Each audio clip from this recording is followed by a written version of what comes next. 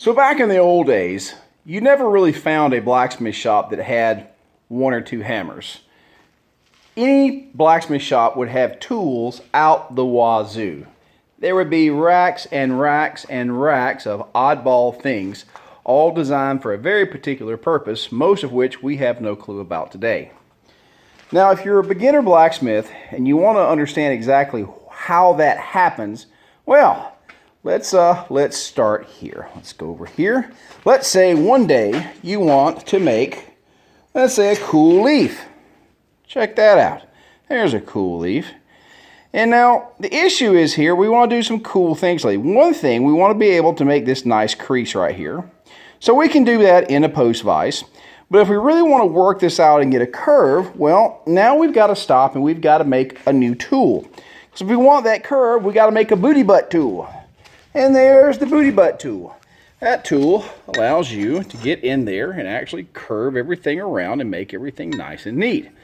So you have to go in there, take some 1-inch stock, and this is a quick, dirty, ugly one. A real blacksmith would not make something so crappy looking. However, I'm not usually a real blacksmith, so I made what worked. But that's a good hour project. And then you have to carve this down, and it takes a lot of time. So there we are the first way. So now we're good to go.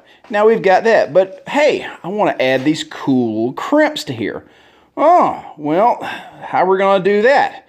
Well, that means we may need to make another bottom tool to actually start doing crimps. And thank you, Mr. Mark Asbury, and your very fine book, Leaf Work. You make this little tool. Well, but this little tool by itself is not going to work great. Now, you can use a cross peen, but if you really want to get in there, let's walk over here. If you really want to get in there and make that cool stuff, you need a hammer that matches it. So bam, there's one tool. So there's another morning done. So let's grab one of our leaves. Check out that one. Oh, but wait, it gets better. Let's get the big one. Oh, look at that. That's long enough to be in a porn video. All right. So we're going to go over here and say, well, we're going to need a leafing hammer to go in this guy. Well, if I'm going to do a different style of hammer, I may not have the right drift. So we need to make a drift. So we grab a piece of 4140 and we make a new drift. It's a little bit different than the other drifts I have because it's an odd size. So we're good to go. So we break out some more 4140. We make ourselves a nice leafing hammer. Have a 3/8 radius on one side, a little bit more narrow on this side. And so it works really, really great. But you're getting there and all of a sudden you're holding your leaf like so, and you realize that you're having to hammer at a weird angle. So then you realize that you've taken an entire morning to make a hammer, and the damn hammerhead is turned the wrong damn way. Well, go get another piece of 4140. So you redrift and you finally make a hammerhead that actually does the job the way that you need it to do. Hooray! So finally, after all of that work, a couple of days worth of tooling, you now are able to make this nice leaf. Now, or fern frond, feather, whatever your imagination imagines it is. But now we got a problem. Because check this guy out right here. What is this, that's just hanging out there in space? No, we've got to forge weld that to a stem. Well, now we have another problem because now we need forge welding heat. And for my shop, most of your professional work is done with gas forges, which we have a small and a large one.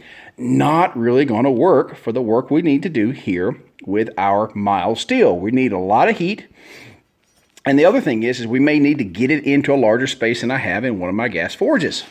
So we'll come over to our little coal forge. Well, that sucks. This was designed for a student. It's the only coal forge that I've got. And if you notice, there's no stack in there. So as soon as I light this thing up, we all choke to death on the smoke. So now, if I really want to do this type of work, I need a new forge. So here she is, another day-and-a-half project of building myself a very large architectural size coal forge. So this is why Any blacksmith shop that was around for any amount of time ends up with so many freaking tools, because to do this, you need all of that. And that's not even getting into anything like the power hammer. One of the things that you're going to learn as you progress in your education is just how important it is to start by learning to make tools. And understand that before you can actually do the work that you want to do, you're going to end up making all kinds of tools just to get to do the work. There is so much work that happens for you to go to work, it's staggering. But that's okay. That's how you end up with beautiful racks of handmade tools, and if you're lucky, some good looking work. You guys, take care.